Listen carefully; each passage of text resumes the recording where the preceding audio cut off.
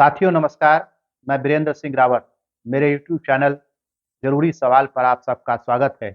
ज्ञान के विश्लेषण के लिए ज्ञान की एक परिभाषा का काफ़ी उपयोग किया जाता है।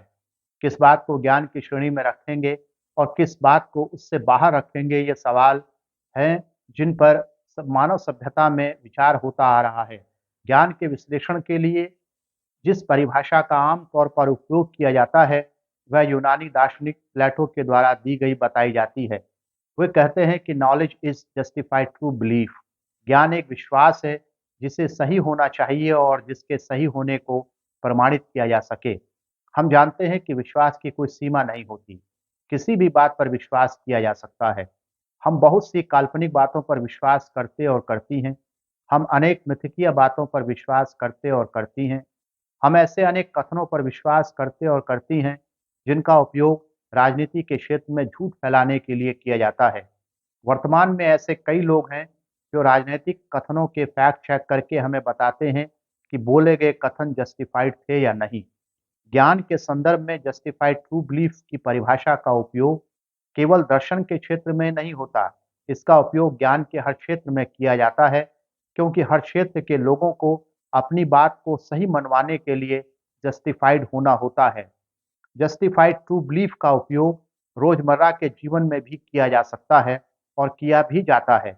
हम देखते हैं कि कई बार किसी अनजस्टिफाइड बात का प्रचार इतना ज़्यादा किया जाता है कि उससे कानून और व्यवस्था की समस्या पैदा हो जाती है। उस झूठी बात के कारण कई लोगों की जानें चली जाती हैं, शहरों को आग लगा दी जाती है, क्योंकि लोग किसी अनजस्टिफाइड बिलीफ का जस्टिफिकेशन मांगे बिना उसे जस्टिफाइड मान लेते हैं और भीड़ का हिस्सा बन हिंसा पर उतारू हो जाते हैं। अगर एक नागरिक के रूप में हम सभी जस्टिफिकेशन पर ध्यान देने की आदत डाल लें, तो हमारी कई सामाजिक समस्याओं का समाधान हो सकता है, क्योंकि ज्ञान को जस्टिफाइड ट्रू बिलीफ के रूप में समझने और विश्लेषित करने से भावनाओं का गुलाम हो जाने की संभावना कम हो जाती है। जस्टिफिकेशन और सबूत मांगने से भावनाएं तर्क के नियंत्रण में रहती हैं। कुछ महीने पहले की बात है, मैं देहरादून में एक चाय की दुकान पर बैठा हुआ था। वहाँ पर कुछ लड़के बैठे हुए थे और कुछ बातचीत कर रहे थे। उनकी बातचीत से यह साफ था कि वे इस बात पर विश्वास करते हैं कि हर मुसलमान मर्द 4 शादियाँ करता है। उनकी अनुमति लेकर मैं भी उनकी बातचीत में शामिल हो गया। उनका यह विश्वास बहुत मजबूत लग रहा था कि हर मुसलमान की 4 बीवियाँ होती हैं। बातचीत के दौरान मैंने उनसे पूछा कि किसी समुदाय के सभी मर्दों की 4-4 बीवियाँ होने के लिए सबसे बुनियादी शर्त क्या हो सकती है? पहले तो यह सवाल ही उन लोगों की समझ में नहीं आया। मैंने सवाल को बदलकर यूँ पूछा कि अगर सभी उत्तराखंडी मर्द उत्तराखंडी महिलाओं के साथ 4-4 शादियाँ करना चाहें, तो ऐसा करने के लिए सबसे बुनियादी शर्त क्या होगी?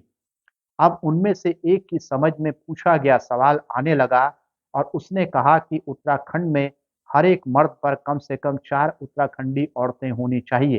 दूसरे शब्दों में कहें तो उत्तराखंड की सेक्स रेशो कम से कम 4000 होनी चाहिए।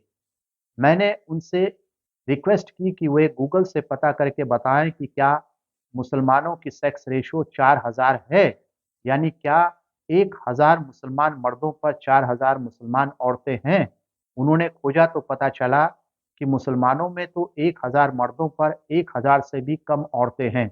पता चला कि 2011 की जनगणना के अनुसार मुसलमानों में सेक्स रेशो 936 ही है, यानी कि 1000 मर्दों पर 936 महिलाएं।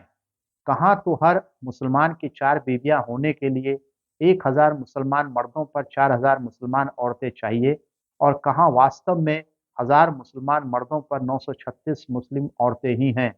ये एक ऐसा राजनीतिक झूठ है जिसे घर-घर तक पहुँचा दिया गया। लेकिन ज्ञानी होने का दम भरने वाले देश में ज्ञान का विश्लेषण करने पर बल नहीं दिया जा रहा। किसी बात को सही या गलत साबित करना नहीं सिखाया जा रहा। इस चर्चा की अच्छी बात यह रही कि उन लड़कों ने माना कि उन्होंने मुसलमानों द्वारा 4 शादियों के सांप्रदायिक झूठ का तथ्यपरक विश्लेषण करने का कभी प्रयास ही नहीं किया था। उन लड़कों के पास एक बिलीफ तो था, लेकिन वह अनजस्टिफाइड था, इसलिए उसे ज्ञान की श्रेणी में नहीं रखा जा सकता। उन लड़कों के साथ मेरी बातचीत सकारात्मक बिंदु पर आकर खत्म हुई और हम अपने अपने रास्ते हो लिए। आज के वीडियो में इतना ही। अगर आपको ये वीडियो पसंद आता है तो मेरी आपसे रिक्वेस्ट है कि इसे लाइक, शेयर और सब्सक्राइब करें। एक घंटी जैसी आकृति होगी उसे दबाएं ताकि नया वीडियो आने पर आपको उसका नोटिफिकेशन मिल जाए। मिलते हैं अगले वीडियो में, तब तक के लिए नमस्कार।